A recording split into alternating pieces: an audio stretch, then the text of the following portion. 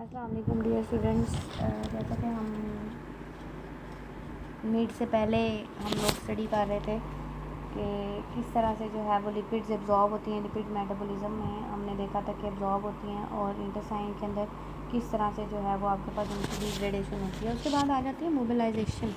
यानी लिपिड्स का मूव करना। एब्जॉर्ब हो गए, वो स्टोर हो जाते हैं एडिपोज टिश्यूज़ के अंदर आ जाकर, फिर वहाँ से उनको जो जब ज़रूरत होगी तो तब वहाँ से उनको निकाला जाता है, उनको ट्रांसपोर्ट किया जाता है ऐसी जगहों पर जहाँ पर उनकी ज़रूरत हो। अब किस तरह से उनको मोबिलाइज़ किया जाता है कि एक चीज़ जो स्टोर हुई हुई है वो क्या करेंगे, जैसे फैटी एसिड्स हैं, ठीक है, वो एडिपोज सेल्स जो हैं वो उन्हें रिलीज़ करते हैं और मोबिलाइज़ करते हैं, मूव करवाते हैं जहाँ पर एनर्जी की ज़रूरत होती है। ठीक है, ये प्रोसेस स्पेशली स्टार्ट होता है जबकि आपके पास ग्लूकागोन का लेवल जो है और एड्रेनलिन का जो लेवल है ब्लड के अंदर वो इंक्रीज़ हो जाए, और ये हार्मोन्स जो हैं वो क्या करेंगे, स्पेसिफिक रिसेप्टर्स के साथ बेसिकली बाइंड कर जाते हैं एडिपोज टिश्यूज़ के अंदर। यानी एडिपोज टिश्यूज़ को अब इंस्ट्रक्शंस मिल गई है कि ग्लूकागोन का और एड्रेनलिन का लेवल हाई हो गया। ठीक है, तो अब वो क्या रिलीज़ करना शुरू कर दें, फैटी एसिड रिलीज़ करना शुरू कर दें। ये बाइंडिंग जो है वो आपके पास कैस्केड्स बनाना शुरू कर देती है रिएक्शंस की, यानी एक चेन रिएक्शंस की चल पड़ती है। ठीक है, सेल के अंदर जो कि डिफरेंट एंजाइम्स को, डिफरेंट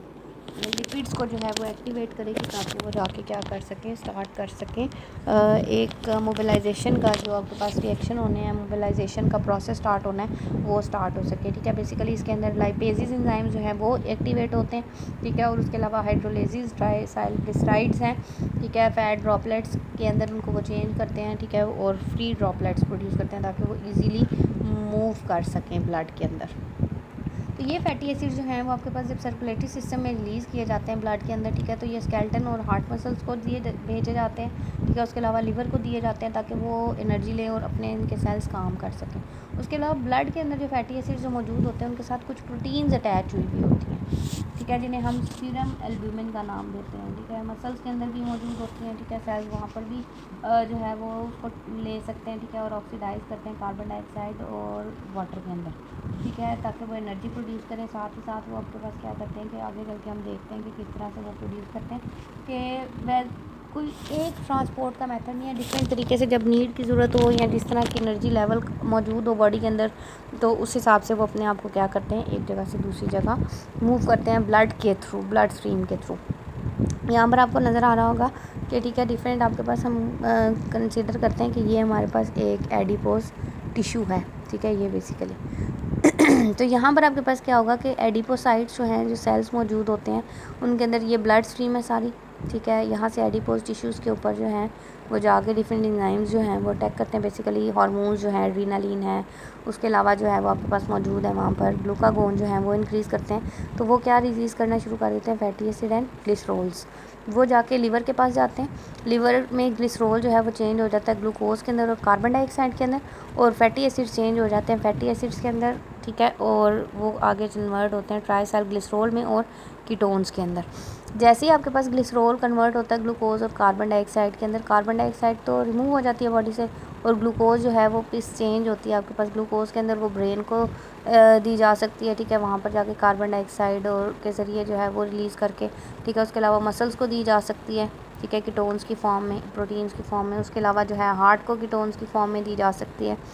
ग्लूकोज डायरेक्ट ब्रेन की तरफ ही जाएगा। उसके अलावा जो कीटोन्स हैं वो जो है वो ब्रेन को भी जाते हैं, मसल्स को भी जाते हैं, हार्ट को भी जाते हैं। ठीक है, वहाँ पे जाके वो कार्बन डाइऑक्साइड प्रोड्यूस करती हैं, फैटी एसिड्स प्रोड्यूस करती हैं। ठीक है, और अगेन जो है वो उन्हें क्या कर सकते हैं, यूटिलाइज़ कर सकते हैं। ठीक है, यानी डिफरेंट टाइप्स ऑफ लिपिड्स होते हैं हमारे पास, HDL, VDL, VLDL। ठीक है, तो ये हम आगे चल के देखते हैं कि हमारे पास क्या है। कि अब लीवर जो है वो हमारे पास सबसे ज़्यादा एनर्जी जो है वो आपके पास लेता है फैटी एसिड्स की, बेसिकली लार्ज अमाउंट लेता है। क्यों ऐसा होता है कि इसके अंदर एक तो डाइजेशन के लिए उसको कम होता है। ठीक है, ट्राइसाइल ग्लिसरोल्स होती हैं। ठीक है, और VLD जो है वो आपके पास मौजूद होती हैं, VLDL लिपोप्रोटीन्स होती हैं। ठीक है, बेसिकली ये, ठीक है, जो कि मसल्स के टिश्यूज़ के अंदर मौजूद होती हैं, और इनकी कुछ अमाउंट जो है वो आपके पास कीटोन्स में कन्वर्ट हो जाती है। ठीक है, और कुछ जो है वो आपके पास पेरिफेरल टिश्यूज़ की तरफ ट्रांसपोर्ट हो जाती है, और वहाँ पर जो है वो मूव किया जाता है उन्हें डिफरेंट ट्रेन्स के अंदर जहाँ से एनर्जी जनरेट हो सके। ठीक है, एब्जॉर्प्शन और ट्रांसपोर्टेशन में क्या है कि एब्जॉर्प्शन ऑफ फैट जो है वो आपके पास ड्यूडेनम के अंदर होती है, ट्रांसपोर्ट होती है लिम्फेटिक सिस्टम के अंदर, और फैट ड्रॉपलेट जो हैं वो भेज दिए जाते हैं एडिपोज टिश्यूज़ के अंदर, यहाँ इमल्सीफाई हो जाते हैं बाइल सॉल्ट्स के अंदर। ठीक है, एमल्सिफिकेशन जैसी होती है फैट ड्रॉपलेट्स की, वो क्या करते हैं, वो स्मॉलर डाइजेस्टेबल एंजाइम्स के ज़रिए जो है वो पार्टिकल्स में चेंज होंगे और पेंक्रियाटिक लाइपेज जो है वो उसे और छोटा कर देता है, एमल्सिफाई कर देता है, ठीक है, और वहाँ से अमाइनो एसिड्स, ठीक है, या मोनोग्लिसराइड जो है वो बन सकते हैं। उसके अलावा जो है वो हमारे पास क्या होता है कि ट्रांसपोर्टेशन जो है वो आपके पास क्या होता है कि एपिथेलियल सेल के अंदर, कोई भी सेल जो है एपिथेलियल इनर लाइनिंग का, ठीक है, उनके अंदर फ्री फैटी एसिड्स होते हैं, मोनोग्लिसराइड्स होते हैं, ठीक है, वो कंबाइन करते हैं प्रोटीन्स के साथ, ठीक है, काइलोमाइक्रॉन्स, जो मैं पीछे भी एक डायग्राम में बता चुकी हूँ, आगे चल के भी डिटेल से बताती हूँ, लिपिड्स और प्रोटीन का एक मिक्सचर बन जाता है, ठीक है, और वो क्या करते हैं कि वो आगे चल के जो है वो ट्रांसपोर्टेशन में हेल्प करते हैं। वो माइसल्स जो हैं, जो यानी लिपिड और प्रोटीन्स की वजह से बने हैं, उनके अंदर बाइल सॉल्ट्स भी होते हैं, ठीक है, फ्री फैटी एसिड भी होते हैं, मोनोग्लिसराइड्स भी होते हैं, ठीक है, और एपिथेलियल सेल के अंदर वो एंटर हो जाएंगे, वहाँ जाके वो फ्री एसिड जो है वो माइसल्स जो हैं वो माइग्रेट करते हैं, ठीक है, ब्रश बॉर्डर मेम्ब्रेन की तरफ, ठीक है, यानी जो आपके पास लास्ट मेम्ब्रेन होती है जहाँ से उन्हें ट्रांसपोर्ट होना है। तो ट्रांसपोर्ट में बेसिकली हमारे पास दो मौजूद होती हैं एपोलिपोप्रोटीन्स, ठीक है, लिपिड बाइंडिंग ब्लड प्रोटीन्स होती हैं, ठीक है, लिपिड्स होते हैं प्रोटीन के साथ जुड़े हुए होते हैं, ठीक है, तो उसके अलावा डिफरेंट ऑर्गन्स के दरमियान में हो सकता है, ठीक है, डेंसिटी की बेस पे भी हमने एंजाइम्स को डिफरेंट क्लासेस में क्लासीफाई किया। सबसे हम पहले देखेंगे काइलोमाइक्रॉन्स जो हैं या VLDL जो हैं आपके पास, ये बेसिकली प्रोटीन की टाइप्स हैं हमारे पास। ये क्या करती हैं, ट्राइग्लिसराइड, ग्लिसरोल, कोलेस्ट्रॉल, ठीक है, स्केलेटल मसल, एडिपोज टिश्यूज़ के अंदर मौजूद होती हैं, क्या वहाँ से लिपिड्स को लेंगी, प्रोटीन के साथ अटैच करेंगे और ब्लड स्ट्रीम में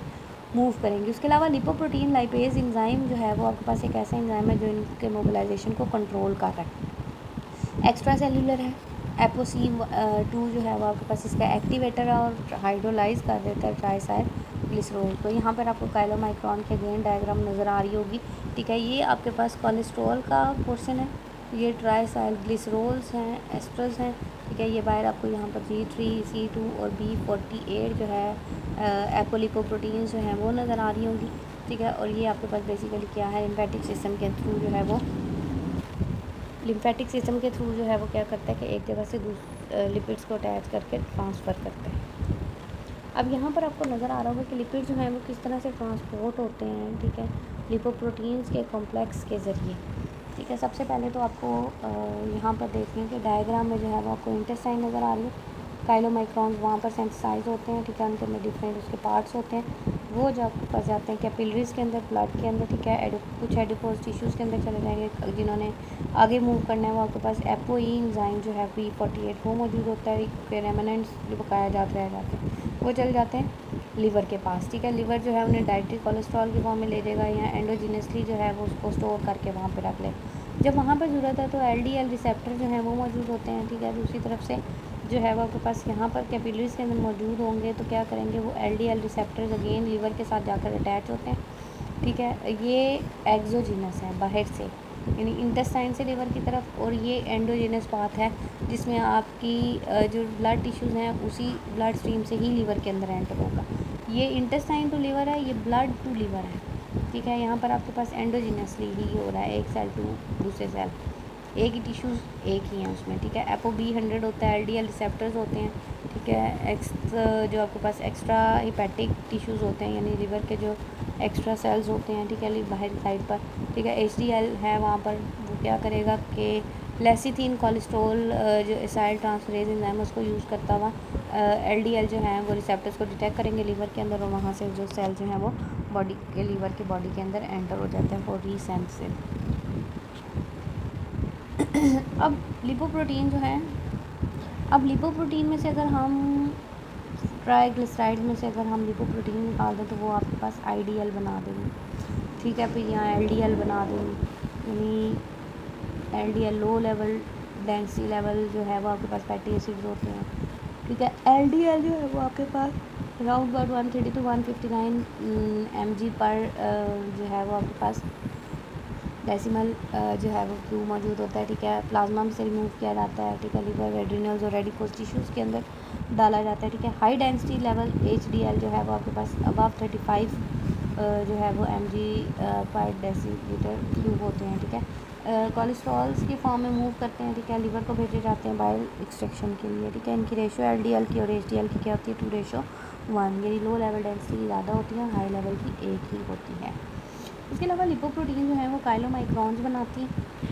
लार्ज लिपोड प्रोटीन बनाती हैं, ठीक है, जो लो डेंसिटी ट्रांसपोर्ट कर सकती हैं ग्लिसरॉल को, लिपिड्स को, ठीक है, और कोलेस्ट्रॉल्स को, ठीक है, मसल्स के अंदर एडिपोज टिश्यू से लेके ब्रेन को, लिवर को, हार्ट के सेल्स को। VLDL जो है वो आपके पास क्या है कि ये बेसिकली इनकी जो डेंसिटी है वो 0.95 टू 1.006 है ग्राम पर सीसी, ठीक है, और सेंसाइज होती हैं लिवर के अंदर, लिपिड टिश्यूज़ को ट्रांसफ़र की जाती हैं, और LDL low level density level की प्रोटीन्स को उनमें से जो है वो ट्राइसाइक्लिसरॉल को रिमूव करेंगी एपोप्रोटीन्स में, और लिपिड्स के अंदर से भी इसको रिमूव करेंगी। उसके बाद हमारे पास आते हैं LDL low level density level protein, जो आपके पास सोडी लिपिड्स होते हैं, ठीक है, ये कोलेस्ट्रॉल को लेकर जाते हैं टिश्यूज़ की तरफ, इनगल्फ करते हैं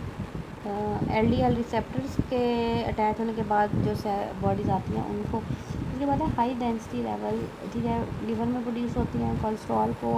खुरचती हैं, निकालती हैं थोड़ा थोड़ा भी सेल्स की मेम्ब्रेन के अंदर, ठीक है, और उसको क्या करेंगे, ट्रांसपोर्ट कर देंगे लिवर की तरफ, जहाँ पर बाकी एक्सेस कोलेस्ट्रॉल जो है वो अगेन बाइल एसिड्स के अंदर जो है वो चेंज हो जाता है। इसी से रिलेटेड एक डिजीज़ है आर्थीरियोस्क्लेरोसिस। ये क्या करती है कि ये आर्टरीज की वॉल को थिक कर देती है, जिसकी वजह से कैल्शियम एक्यूमुलेट होने शुरू हो जाता है बॉडी के अंदर, ब्लड के अंदर, ठीक है, और फैटी मटेरियल जो है वो कोलेस्ट्रॉल और ट्राइसाइक्लिसरॉल को ज़्यादा कर देगा। यहाँ पर आपको नज़र आ रहा होगा कि ये बेसिकली जो है वो आपके पास हम बात करते हैं कि लो डेंसिटी लेवल है, हाई डेंसिटी लेवल है, ठीक है, नॉर्मल डेंसिटी लेवल जो है वो आपके पास काम कर रहा है, ठीक है, VLDL आई कैपिलरीज के अंदर मूव की, वहाँ से LDL में चेंज हुई, अगेन LDL में चेंज हुई, और वो जाकर लिवर में उसका हिस्सा बन गई, ठीक है, सेल के अंदर से हो के वापस लिवर में चली जाएंगी, ठीक है। उसके बाद फेमिलियल जो है वो हाइपर कोलेस्ट्रॉल में भी ऐसे ही होता है, जेनेटिकली डिफेक्टेड अगर LDL रिसेप्टर सेंसिस है तो रिसेप्टर ही नहीं होंगे तो ना ही आपके पास उसमें अटैच होगा, तो ऑटोमेटिकली ब्लड के अंदर इनका लेवल ज़्यादा होना शुरू हो जाता है, ठीक है। उसके अलावा हाई कोलेस्ट्रॉल डाइट जो है वो अगर ज़्यादा है तो भी लीवर जो है वो आपके पास एक्स्ट्रा कोलेस्ट्रॉल को बाइंड नहीं करता, और ब्लड के अंदर उसका लेवल क्या होना शुरू हो जाता है, हाई होना शुरू हो जाता है। उसके अलावा सेल जो है फैटी एसिड्स को ले सकते हैं मसल्स के ज़रिए, ठीक है, एनर्जी एडिपोज टिश्यूज़ ले सकते हैं, ठीक है, कोलेस्ट्रॉल जो है वो आपके पास लिवर को भेजा जा सकता है, ठीक है, डाईहाइड्रोक्सी एसीटोन फॉस्फेट में उसको कन्वर्ट करेगा। उसके अलावा जो काइलोमाइक्रॉन्स के बकाया जात रह जाते हैं ट्राइसाइक्लिसराइल और कोलेस्ट्रॉल, ठीक है, या एपोप्रोटीन जो हैं, ठीक है, तो वो लिवर को भेज दी जाएंगी, ठीक है, और वो एपोलिपोप्रोटीन की फॉर्मेशन को स्टार्ट करते हैं। उसके अलावा यहाँ पर आपको नज़र आ रहा होगा कि इस सेल की सरफेस के ऊपर जो है वो आपको रिसेप्टर्स नज़र आ रहे होंगे, ठीक है, LDL प्रोटीन हैं, LDL रिसेप्टर हैं, ये प्रोटीन सभी अटैच होंगी जब रिसेप्टर मौजूद होगा। रिसेप्टर है,